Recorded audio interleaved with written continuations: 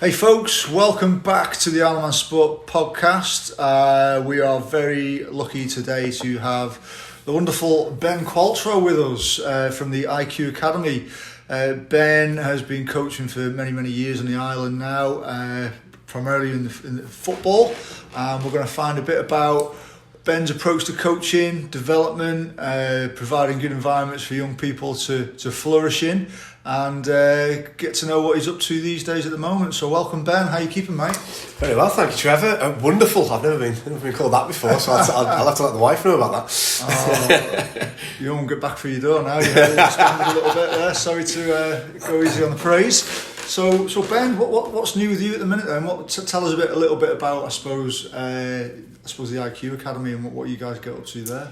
What's new? Well, it's actually a very exciting time for us. We're just going through a bit of a rebrand at the minute. So we're almost at the end of a chapter and starting a new chapter. So we've taken on some new staff in September. So we've gone from myself and Graham as full-time staff. We've now got 5 full-time staff. Right. We've recently set up the partnership with FC Isle of Man to run their holiday camps. And we're currently working with UCM as well to provide opportunities for coaches who are on their coaching, either the foundation degree or the actual degree itself, to come and do some support with us. So currently going through this little rebranding process. So the start of 2021 will be all new kit, all new website, all new badges and branding and everything. So it's quite an exciting time for us, and it's a bit of a time for reflection as well, looking back at where we were, where I was 4 years ago when it started in September 2016. So we've come a long way in a few years. And 4 years, I mean, it's I bet it's gone quick, and it's a lot happening in a short space of time, really. 4 years isn't that long, I suppose, I'm very fortunate. We're a part of the small business support scheme, and so I've got a business mentor who I meet with a few times a year. And I sat down with her on Tuesday this week, and she brought with her the original minutes from our original conversation, and it was like, I was living in a rented place, I was single then, Cara and I weren't married then, no children. The business was, at that point, was me, 3 sessions with 12 kids in a session. One was a preschool session, and 2 were what we call now our Sparks programme. And now, over the last 4 years, and you look now at where we are, we've got 14 different venues that we're coaching in. We've got 4 people working in schools 2 or 3 days a week. We've got preschool sessions running in every region of the Isle of Man, so north, south, east, west, central. After schools every night, different venues across the Isle of Man. We've got girls only sessions running. We've got futsal sessions running. So from where we were 4 years ago, and she said, if looking at where you are now, is it where you thought you'd be 4 years ago? And I was like, there's no way I would have thought that we'd be doing in just 4 years' time what we're doing now. It explains the croaky voice and the grey hairs, but yeah. It's interesting to say that you got a business mentor, and obviously you're in the business of mentoring yourself, aren't you, through coaching? So how similar is that process with business mentoring and mentoring football coaches and sports coaches? That's a great question. I think regardless of what we're involved in, you're dealing with people. So whether you're mentoring someone who's trying to run a business, whether you're mentoring a young coach, whether you're a coach yourself working with an adult or a young person, it's whatever it is, it's dealing with people, and it's about managing and working with people. So that kind of, I think that fits across the board. What I would say from my experience as being mentored by Helen is that every time you meet her, she gives you a hug and a smile, and straight away you feel like she's pleased to see you. You feel like you're valued by her. We don't get onto business talk for the first 5 or 10 minutes. It's generally a conversation about how your week's been, how the family is, that kind of thing. So that resonates with me. I would hope with how I am with those that I mentor as coaches and as athletes. It's like you say, it's building rapport, I suppose, isn't it? And building that confidence in each other and trusting each other to help that relationship work effectively. So. Definitely.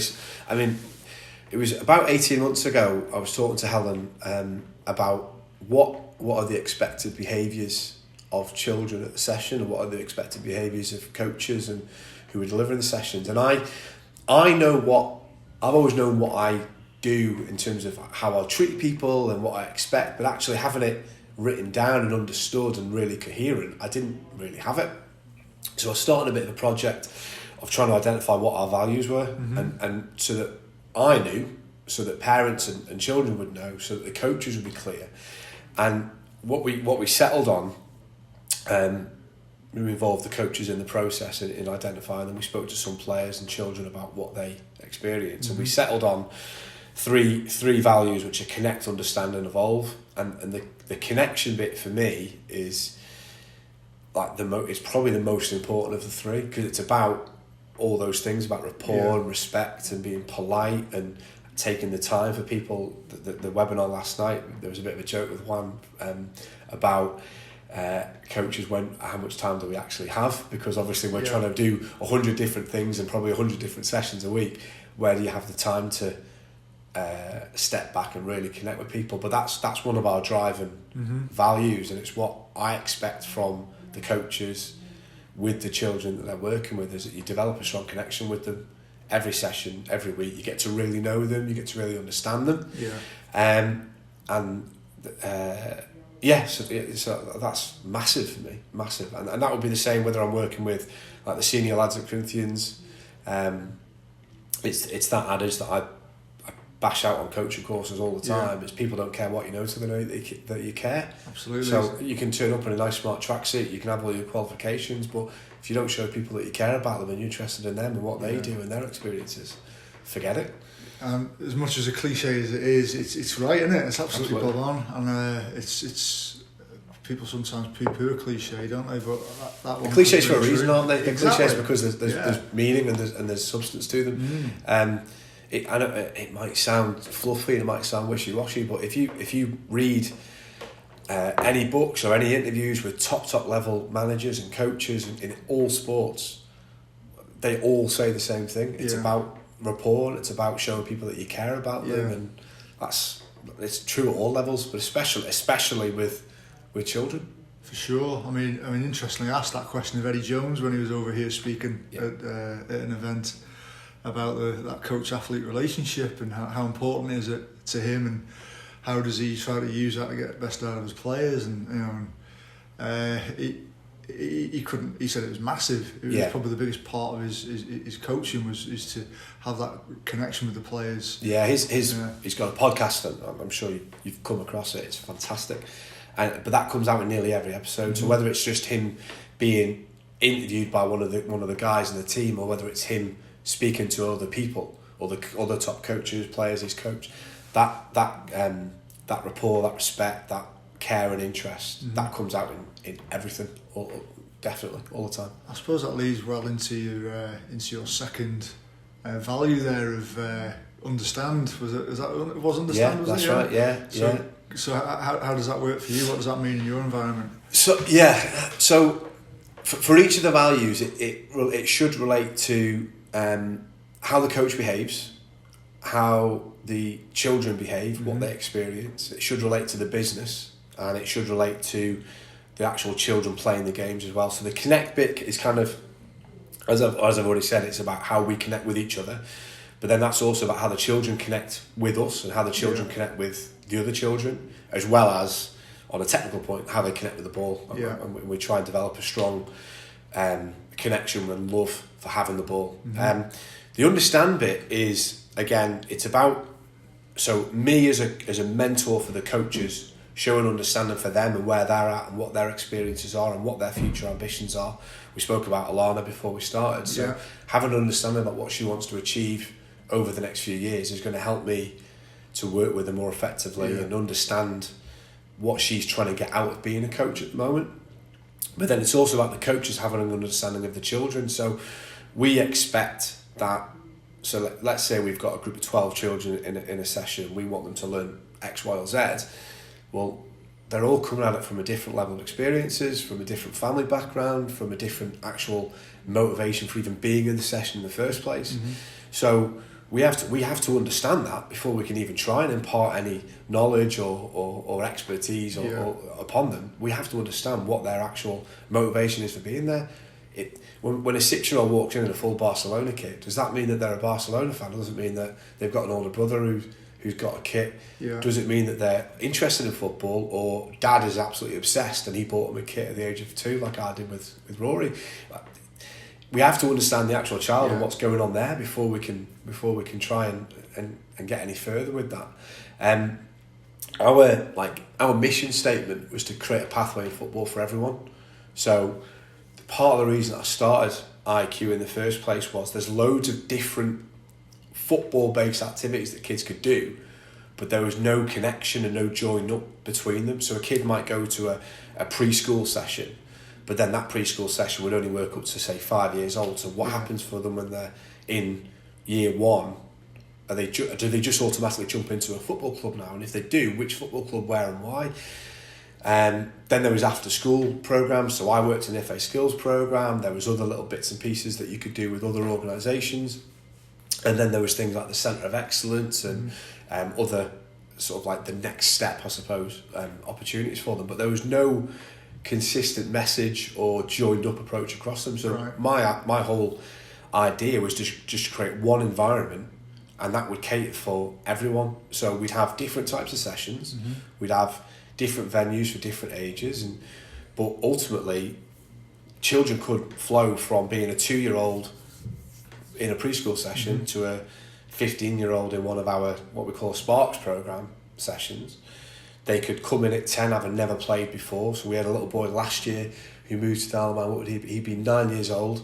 He moved to the Isle of Man from America. He'd never played football before, and he wanted to use it he knew football was a big game in the UK on the Isle of Man. He wanted to use it to feel a part of, his mates at school. So that was his step, and he's 9 years old.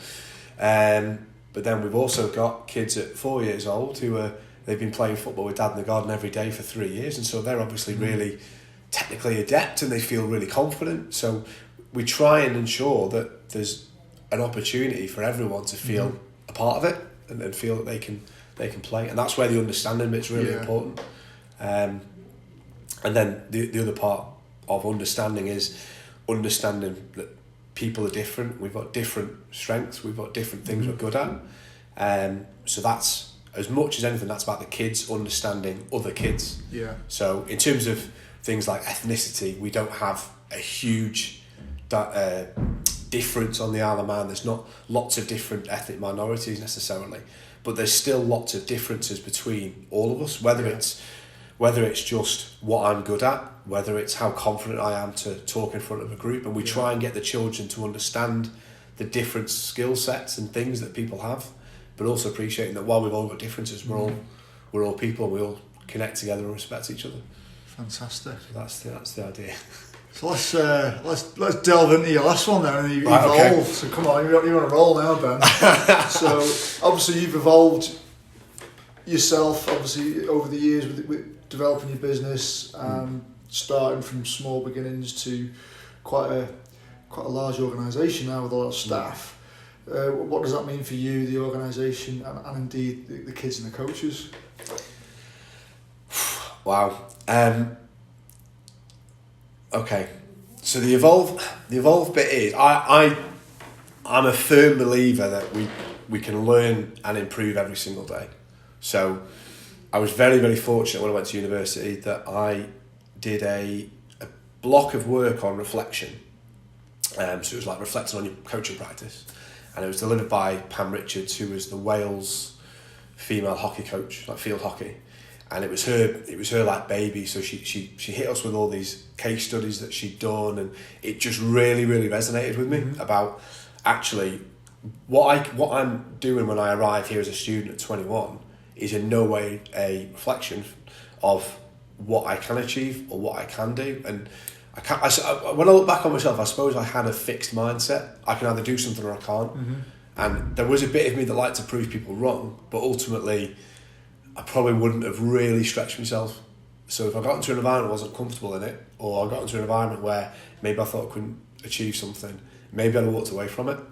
And it was that block of work we did in my first year at university on reflection that really, it pulled something out of me, and I really focused on that over the next couple of years at university. So because of that, I have a very reflective personality now. In every situation that I go into, I will spend time reflecting back on it, sometimes quite deep and quite critically, and really spending time on things. Sometimes that kind of like that surface reflection where you just think back on it and go, what was good, what did I like, what made me feel comfortable, what challenged me a little bit, how did I react and respond to situations. So that really got me into when I started iCue, thinking about that Dweck stuff around growth mindset, thinking about how if we go into situations that are difficult, then it won't be comfortable, it won't be nice and easy, but the opportunity is to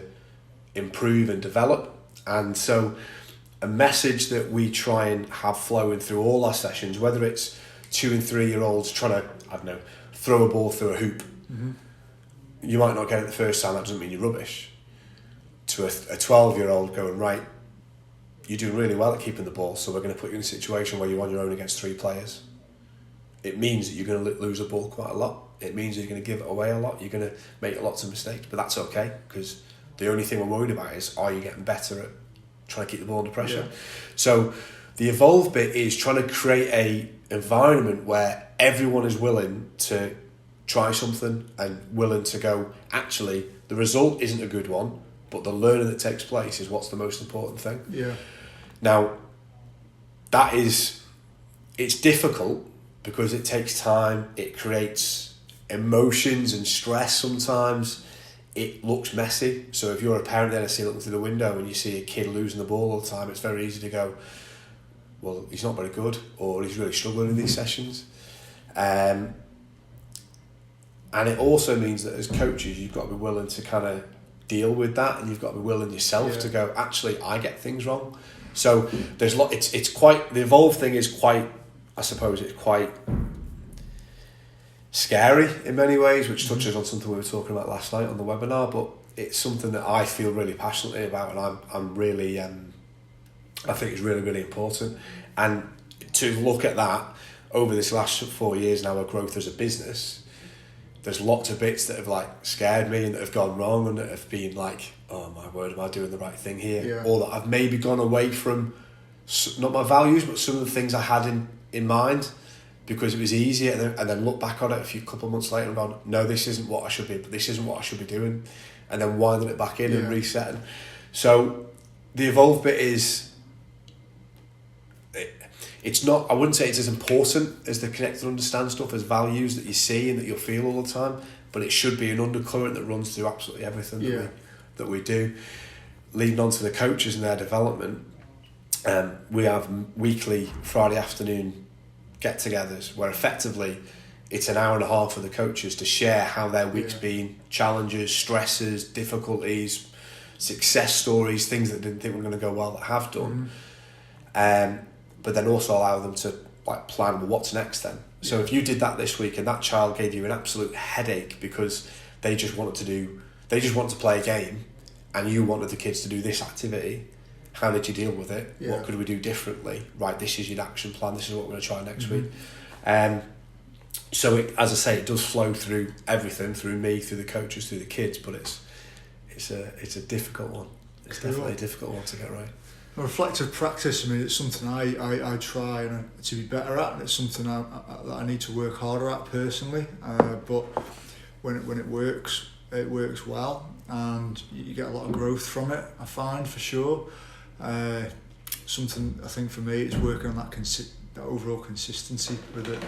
I need to be far more consistent with that. But it's great to hear that. You inconsistency in doing it, or inconsistency in being reflective. Even if it's just 5 minutes, you know what I mean. And that's I think that's the tough bit, because we're all busy. If you work in sport, everyone wants to talk to you. You can go anywhere you go, people want to grab you. As well as all the sessions, the planning, and the review, and all that sort of thing. And it can be really difficult to. I mean, you hit the nail on the head there as well. I mean, it's about having. It's all very well reflecting. But unless you have an action plan based on that reflection to change something, then you might as well have not had that reflection in the first place. 100%. Yeah. 100%. I think that was certainly something about maybe 5 or 6 years ago that I found. I was doing what is now by the FA called plan, do, review. So I'd have my session plan, I'd deliver my session, and then I'd write down a few notes of what went well, what might have changed next time, what would be even better, how do I deal with that player or that player.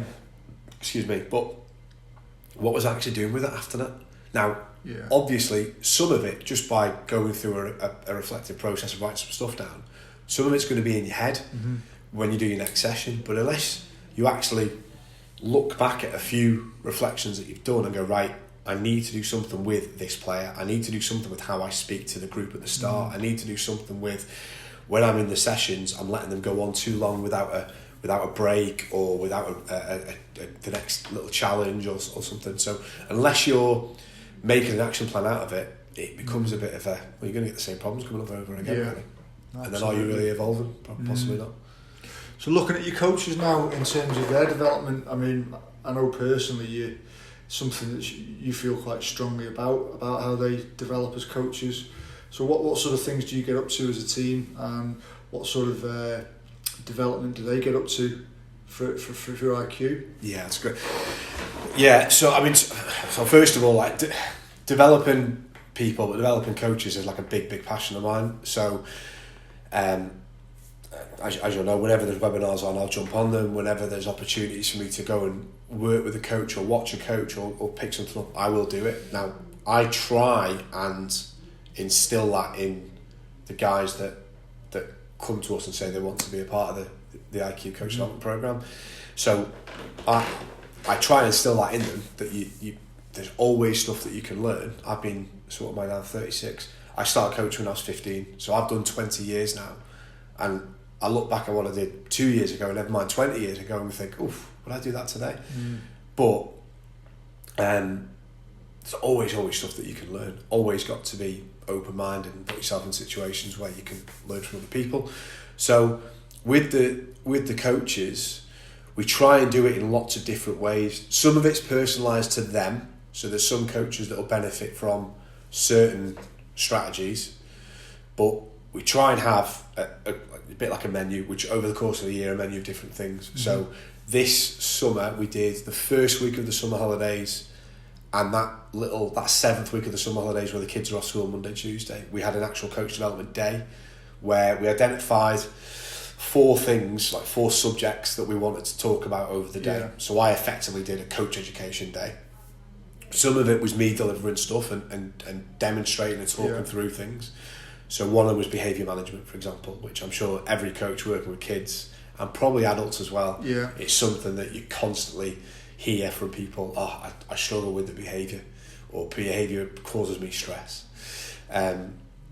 So we did a workshop on that. Override message from that for me is something that I remember I got taught when I started working with the FA about 8 years ago. The only person whose behaviour you can control is your own. So you might have a room of 20 people. That 20 people arriving at your session with, as I've said, different motivations and interests, different reasons for being there. They've had a different day. One of them's left home with mum and dad dead happy, and they've got dropped off and they can't wait because when they finish the session they're going out for tea. One of them has not seen mum and dad since this morning when mum said, right, come on, get your backside out the door, you've got to get ready for school, and they've not seen them all day since, so they're feeling a bit down. One of them has come straight from another session, so they're a bit tired. One of them doesn't really want to be there, but mum insists on them doing something after school. There's all these different things. So obviously the behaviour that you get from the children is going to be different, or the adults.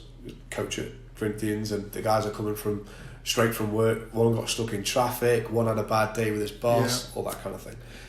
The only person whose behaviour that I can control is my own. So how I feel, how I respond to things, how I help them, maybe how I understand them. So that for me is the big thing about behaviour management.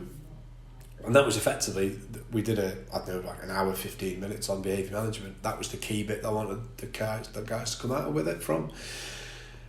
So we do a few coach development days like that.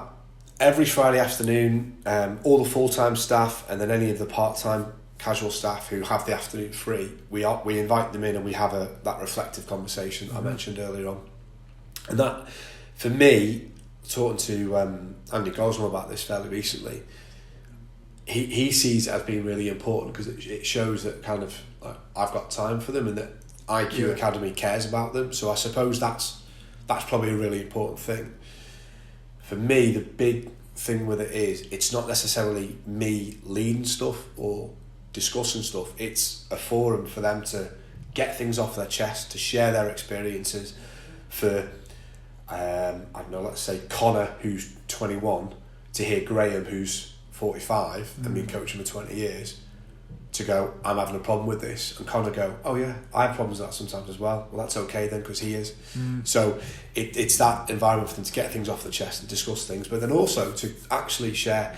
So there was one with, I can't remember whether it was Emma or Alana last Friday. They had a problem with something and they felt that they weren't doing something particularly well, and then the other guys were, well, hang on, in your session you did that and that changed that child's behaviour, or when you did that, he was really happy with it, responded really well. And sometimes it's just to get that feedback. Actually, what you're doing is okay. When we do reflect, we become very critical of ourselves if we're not careful. So that's kind of the idea there. It's almost like a bit of an enforced community of practice, I suppose, but that's another way that we do it. And then it's just general day-to-day stuff. So we try and record bits of people's sessions every half term, and then they can go away and watch it. They can share their own thoughts. They can ask me to watch it and give them feedback. On Monday next week, I've got a 40-minute one-to-one with each of the coaches just to review how they're getting on. And it's not necessarily me saying, you need to do this better. It's how are you getting on? What things are you struggling with? And then on the back of that, we'll come up with an action plan for the next 6 to 8 weeks. So what's the one thing that you want to try and achieve over the next 6 to 8 weeks? Is it to connect with your child better? Is it to improve your behaviour management strategy? Is it to try and make sense of the next term's theme that we're working on and just get better at understanding it? So that's probably the most common thing that we do. But it's all those little day-to-day, just little conversations and little, we always work in pairs, so they always work with someone. I nicked off Chris Brannigan and the Cell Sharks. They have, I'm going to get the terms wrong here, but they've got like the helicopter coach. So I nicked that idea linked to our values. So we try and have, for every, let's say in NSC, Monday night, we have 3 groups, maximum of 12 kids in each group, and there'll be an evolver who's overseeing the entire session, and they're just watching what's going on, maybe giving little bits of feedback, maybe in the WhatsApp group they'll share something that they see that they really liked, and they're just an overseer effectively. We've got the understander whose job is to really try and understand 1 or 2 or 3 of the children and evoke a little bit of support for them. So as an example, we've got there's a boy in our Wednesday night group at 4:00 with Alana and Connor who doesn't speak very much English, to the point where when he first came, I'm not sure when he arrived on the Isle of Man recently, but when he first came to session in the summer, I asked him his name and he wasn't even able to tell me because he didn't even understand that much. So it was like, okay.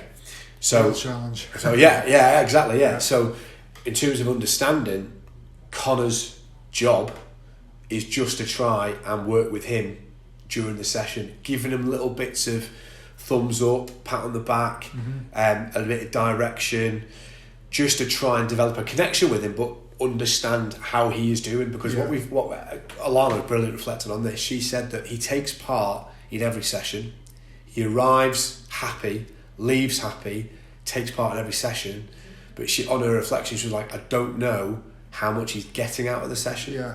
So he's a participant, he comes every week, he loves it because he's there every week and he's active and engaged and everything, but is he really learning lots? Are we really connecting with him really well? So the strategy was that Connor, as the understander, would work one-to-one with him and set him some stuff. At the same time, there's a little boy called Jacob in that group who he's technically quite strong and physically quite strong, but we don't want him to rely on his physique to get success in the games. So Connor is literally working on him one-to-one during the session on trying to find different ways to keep the ball and go past players without using his physique. So not turning to shelter it or hide it. Can he find ways to face the player and beat him? So Connor's giving him support and feedback and reassurance about how he's doing with that. The connector, their job is to connect the kids with the session. So it's to greet them on the arrival, it's to explain and introduce the game, all the practices, it's to move the session on and for the whole group, maybe for individuals, but they're the connector. So that's how we've kind of pinched that idea from what Chris and the guys are doing. It's good, yeah, 'cause you had the helicopter, the satellite. Is there a microscope or something specific? Microscope, yeah. Microscope, yeah. It's a great idea, really good model. Really like it. Someone who's going into quite a lot of detail in a certain area. I can't remember all the different roles where the helicopter would be floating around and drop in on someone and give a bit of feedback and drop out, and the satellite, like you say, was it'd be circling around the outside, and just taking it all in really and seeing what's going on. That's it. So that's that kind of. So we've as I say, I love that idea. I love that, and it gives you a real. Sometimes when you're the support coach, I've always found that you can kind of, you don't want to step on people's toes, or you can kind of switch off and see what other stuff's going on, and so by having a specific role and this is what you do when you're that role, I think it helps people. But also developing as a coach, it's then about, so if I'm the understander, which would be maybe the microscope, I think in Chris's example, I need to really understand that topic really well. I need to find a way to really understand that child or that athlete really well. I need to find different ways to challenge them, so I need to think quite strategically about what I say, when I say it, how I say it. I need to think about, do I go in with a question and leave them to it? If I can see they're struggling, do I help them, or do I let them struggle for a bit and try and work it out? So in terms of refining and developing your coaching, I'll use the word evolve, I think it's a really good development tool as well. And then the evolve one, whilst they're all very much focusing on being coaches, I think to be an effective coach, you at some point you'll need to be an effective mentor as well, whether it's mentoring your children and your athletes, or whether it's becoming a mentor to other coaches yourself. So it's almost like an introduction to mentoring people. But then if you can think about, okay, I'm watching that coach over there and I can see they're struggling with something, how am I going to approach them to give them that bit of feedback on my thoughts? Do I ask them? Do I need to know what they're feeling first? Do I go in and tell them? Do I ask them a question? So then obviously if you start to think like that as the evolver, you're going to improve your coaching practice as well, because then it's the same thing, isn't it, when you're coaching a player? How do you go in when they've got a problem or something you want to help them with? That's fantastic. I mean, co-coaching I think is really powerful. Some coaches' experience can be very different and they don't have that luxury of a co-coach. And they can often be sort of in isolation, and it must be quite a lonely place as well. And sometimes as well, if a co-coach comes along, it's important that that's a shared and agreed process, isn't it? Because definitely. It can feel, sometimes if a mentoring relationship feels forced and it's not authentic, it can just be completely counterproductive as well, and it can feel judgmental. 100%. And that's the balance, isn't it? When we think about evolving and getting better. So I did some mentoring for the FA, and there were coaches that you would work with who would actively seek you and ask for you to go and work with them. Great. That's a winner on day one, because as long as I connect with them and build up a bit of rapport with them, they've actively sought me for help. So they're probably keen to improve, or they've got an area of concern that they want to address. But then there would also be clubs who would contact and say, can you go in and work with this person because they're struggling? So that straight away is a bit of a negative. There's a bit of offence there. Well, why are they behaving that way? Is it because they are a bit defensive? Is it because they're not really better? I've got no idea yet. When I go in there with the FA jacket on, do they actually want me to be there? So that then is a bit of a stumbling block, isn't it? Definitely. Now what we try and do within iCue is that on day one, we make it clear to anyone that walks in the door, whether they are a parent or a coach, is that we are all trying to get better. So there will be things that you see that you like, things that you see that you don't like, things that you agree with, things you don't agree with, things that you think are good, things you don't think are good. That's all fine. We're all trying to get better. And if I'm a coach in one of the sessions, then I expect that people are going to be watching me and giving me feedback and helping me, and that's all it is. We're trying to help each other. Where that point you made about being lonely, sometimes I reflect back, and this is a part of the reason why I was keen for people to work in pairs. When I was away, living away, I remember many times working for a programme in Derbyshire. I would be, I didn't drive then, so I'd get the bus with all my gear, which was ridiculous, like goals and balls and footballs and oh my word, on the bus, and then I'd get off the bus and I'd walk to my sessions, and then I'd get there and I'd be on my own, and it'd be just me in a, say, school field with 20 kids, the bag of gear that I brought with me, and I'm putting on a session, and it's an after school session as a part of the school programme. So the school will send out whoever's coming out that day, 5 kids maybe kept back for their detention, so they might come halfway through, and it was just, I learned so much, but it was so difficult. And the word lonely, that's why that's flicked in my head, because I can still remember standing on a field one Friday afternoon, and I'm doing a coaching degree, I've done years and years of coaching, I've got these ambitions of where I want to go as a coach, and I'm stood here feeling like this, doing this now, is this really what I want? And that word lonely is something I can still kind of feel that now, thinking back to that, and I don't want coaches that come and work with iCue to feel like that, because I think you need to feel that you've got A, value, and B, support around you, because that's, in my opinion, people will disagree with this, but that's how I'm going to develop and get better, is if I feel valued and I feel like there's people around me to help me. Ben, I think we'll round things up there now, because we're over the half-hour mark, so some fantastic information there. It's really great to hear your passion for what you do. It comes across in droves. And from my perspective, working as a coach and coordinator, it's great to see someone out there who's really invested in helping coaches improve and be better. Thank you. And and showing that vulnerability as well. Because, absolutely. I say it time and time again. There's not a single coach out there at any level who knows everything. No. There never will be.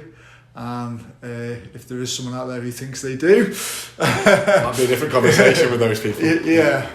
But no, that's brilliant. I wish you all the luck going forwards with iCue and providing really good experiences for young people and not so young people as well. I'm sure we'll see you come along to more of the stuff that we put on at Isle of Man Sport as well. I definitely will. Which gives us a chance to plug our current initiative as well. So we've got an online coaching program at the moment with our friends Sud America Coaching. You can find on Twitter at SUD America Coaching, and we've got a whole plethora of international speakers from all sorts of places. We've got Sud America's main man, Juan, or in the Isle of Man, Juan. Not that one. Juan Gonzalez Mendia, or Juan Gonzalez Mendia. And he gave us our first talk last night around learning environments, participant-centred learning environments, which was great. We had some fantastic coaches on there who were all contributing to that workshop. Our next one's going to be coming up again. Juan's doing our first 4. It's coming up in December, and we'll have them every sort of 2 or 3 weeks right the way through until April. Some of our other guests as well, we have Sergio Lara Bercial, if my Spanish pronunciation is correct, from iCoach Kids. We've also got Stuart Armstrong, head of coaching at Sport England. We have Suzanne Brown, who's going to be talking about mental health awareness. Amy Price, have you come across Amy, Ben? Come across her stuff, not met her, but come across her gamification stuff. It's interesting. So really excited to hear from Amy, and we also have Richard Cheetham as well, who's another big hitter in coaching development. So we've got a fantastic lineup for people, and not to forget Sarah Callagher as well, who will be talking on St Patrick's Day. So make sure you're wearing green if you're going to tune in for that. So if you want to get involved, dead easy, check out the Isle of Man Coach Network on Facebook. There's loads of information there. You can visit our Eventbrite page to sign up as well, and it's ocd.eventbrite.co.uk, and you can sign up and we'll send you through the Zoom links. So nice short webinars. We've got about an hour to an hour and a half in the evenings. Most of them are at 7 o'clock. We've got 2 or 3 that are going to be 2 in the afternoon, so you can fit in a lunch hour as well.